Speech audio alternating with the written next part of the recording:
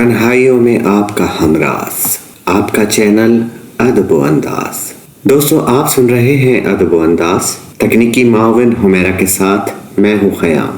سعادت حسن منٹو کا افسانہ پیش کر رہے ہیں آنکھیں۔ اس کے سارے جسم میں مجھے اس کی آنکھیں بہت پسند تھیں۔ یہ آنکھیں بالکل ایسی ہی تھیں جیسے اندھیری رات میں موٹر کار کی ہیڈ لائٹس، جن کو آدمی سب سے پہلے دیکھتا ہے۔ آپ یہ نہ سمجھیے گا کہ وہ بہت خوبصورت آنکھیں تھیں، ہرگز نہیں۔ میں خوبصورتی اور بدصورتی میں تمیز کر سکتا ہوں۔ معاف کیجیے گا، ان آنکھوں کے معاملے میں صرف اتنا ہی کہہ سکتا ہوں کہ وہ خوبصورت نہیں تھیں، لیکن اس کے باوجود ان میں بے پناہ کشش تھی۔ میری اور ان آنکھوں کی ملاقات ایک ہسپتال میں ہوئی۔ میں اس ہسپتال کا نام آپ کو بتانا نہیں چاہتا، اس لیے کہ اس سے میرے افسانے کو کوئی فائدہ نہیں پہنچے گا۔ بس آپ یہی سمجھ لیجئے کہ ایک ہسپتال تھا جس میں میرا ایک عزیز آپریشن کرانے کے بعد اپنی زندگی کے آخری سانس لے رہا تھا۔ یوں تو میں رواداری کا قائل نہیں، مریضوں کے پاس جا کر ان کو دم دلاسا دینا مجھے بھی نہیں آتا، لیکن اپنی بیوی کے پیغام اسرار پر مجھے جانا پڑا تاکہ میں اپنے مرنے والے عزیز کو اپنے خلوص اور اپنی محبت کا ثبوت دے سکوں۔ یقین مانیے کہ مجھے سخت کوفت ہو رہی تھی۔ ہسپتال کے نام سے ہی مجھے نفرت ہے، معلوم نہیں کیوں۔ شاید اس لیے کہ ایک بار بمبئی میں اپنی بوڑھی ہمسائی کو، جس کی کلائی میں موچ آ گئی تھی، مجھے جے ہسپتال میں لے جانا پڑا۔ وہاں کیجولیٹی ڈپارٹمنٹ میں مجھے کم از کم 2.5 گھنٹے انتظار کرنا پڑا تھا۔ وہاں میں جس آدمی سے بھی ملا، لوہے کی مانند سرد اور بے حس تھا۔ میں ان آنکھوں کا ذکر کر رہا تھا جو مجھے بے حد پسند تھی۔ پسند کا معاملہ انفرادی حیثیت رکھتا ہے۔ بہت ممکن ہے اگر آپ یہ آنکھیں دیکھتے تو آپ کے دل و دماغ میں کوئی رد عمل پیدا نہ ہوتا۔ یہ بھی ممکن ہے کہ آپ سے اگر ان کے بارے میں رائے طلب کی جاتی تو آپ کہہ دیتے نہایت ہی واہیات آنکھیں ہیں۔ لیکن جب میں نے اس لڑکی کو دیکھا تو سب سے پہلے مجھے اس کی آنکھوں نے اپنی طرف متوجہ کیا۔ وہ برقع پہنے ہوئے تھی مگر نقاب اٹھا ہوا تھا۔ اس کے ہاتھ میں دوا کی ایک بوتل تھی اور وہ جنرل وارڈ کے برآمدے میں ایک چھوٹے سے لڑکے کے ساتھ چلی آ رہی تھی۔ میں نے اس کی طرف دیکھا تو اس کی آنکھوں میں، جو بڑی تھی نہ چھوٹی، سیاہ تھی نہ بھوری، نیلی تھی نہ سبز، ایک عجیب قسم کی چمک پیدا ہوئی۔ میرے قدم رک گئے، وہ بھی ٹھہر گئے۔ اس نے اپنے ساتھی لڑکے کا ہاتھ پکڑا اور بوکھلائی ہوئی آواز میں کہا، تم سے چلا نہیں جاتا؟ لڑکے نے اپنی کلائی چھڑائی اور تیزی سے کہا، چل تو رہا ہوں، تو اندھی ہے۔ میں نے یہ سنا تو اس لڑکی کی آنکھوں کی طرف دوبارہ دیکھا۔ اس کے سارے وجود میں صرف اس کی آنکھیں ہی تھیں جو مجھے پسند آئی تھیں۔ میں آگے بڑھا اور اس کے پاس پہنچ گیا۔ اس نے مجھے پلکیں نہ جھپکنے والی آنکھوں سے دیکھا اور پوچھا، ایکس رے کہاں کیا جاتا ہے؟ اتفاق کی بات ہے کہ ان دنوں ایکس رے ڈپارٹمنٹ میں میرا ایک دوست کام کر رہا تھا اور میں اسی سے ملنے کے لیے آیا تھا۔ میں نے اس لڑکی سے کہا، آؤ میں تمہیں وہاں لے چلتا ہوں، میں بھی ادھر ہی جا رہا ہوں۔ لڑکی نے اپنے ساتھی لڑکے کا ہاتھ پکڑا اور میرے ساتھ چل پڑی۔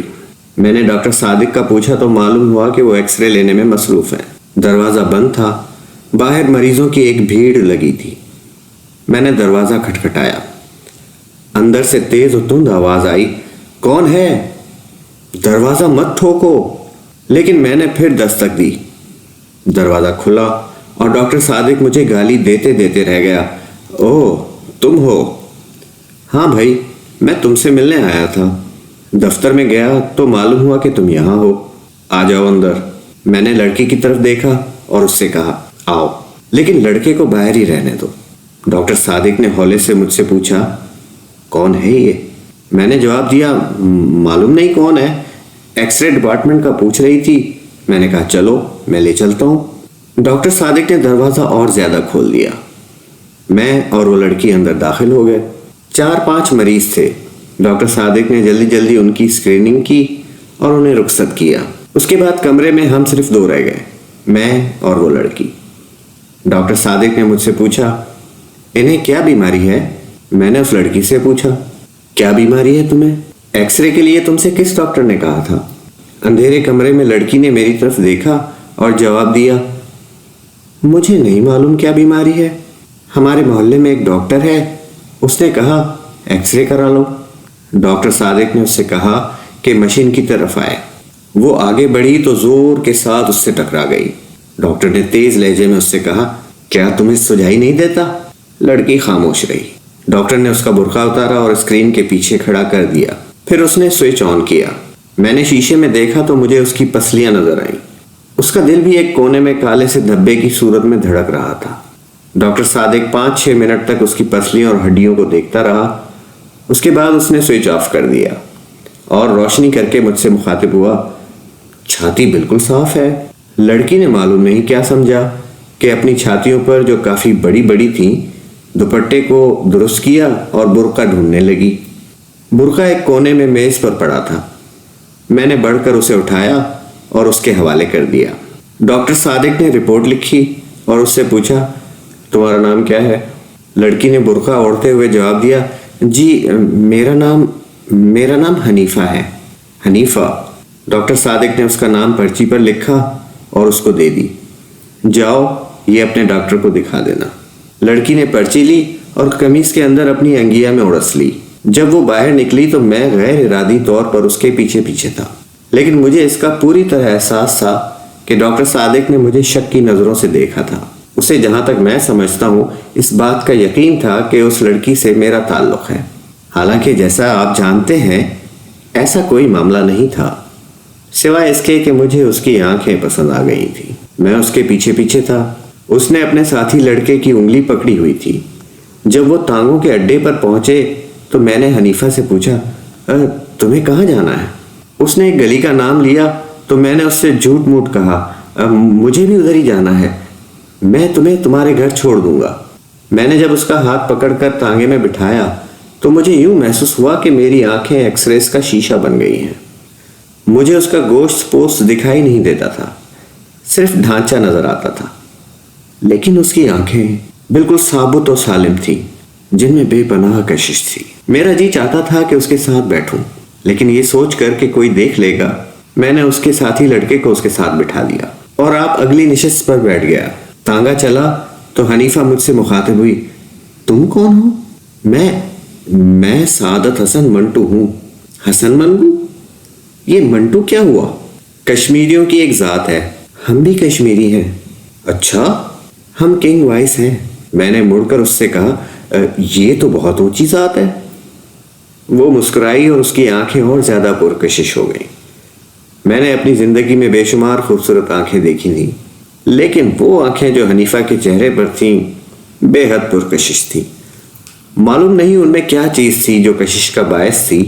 میں اس سے پیشتر عرض کر چکا ہوں کہ وہ قطعاً خوبصورت نہیں تھی، لیکن اس کے باوجود میرے دل میں کھب رہی تھی۔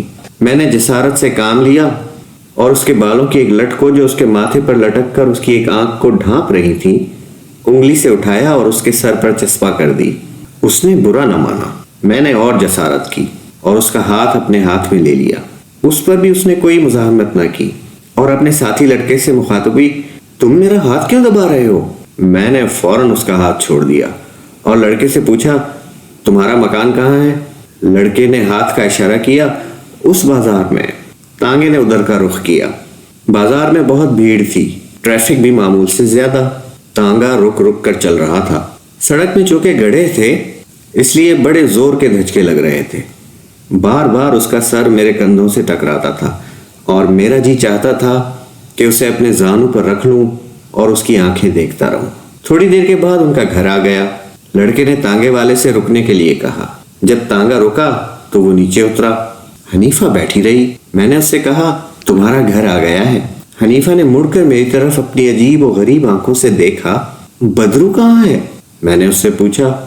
کون بدرو؟ وہ لڑکا جو میرے ساتھ تھا۔ میں نے لڑکے کی طرف دیکھا جو تانگے کے پاس ہی تھا۔ یہ کھڑا تو ہے۔ اچھا، یہ کہہ کر اس نے بدرو سے کہا، بدرو مجھے تو اتار دو۔ بدرو نے اس کا ہاتھ پکڑا اور بڑی مشکل سے نیچے اتارا۔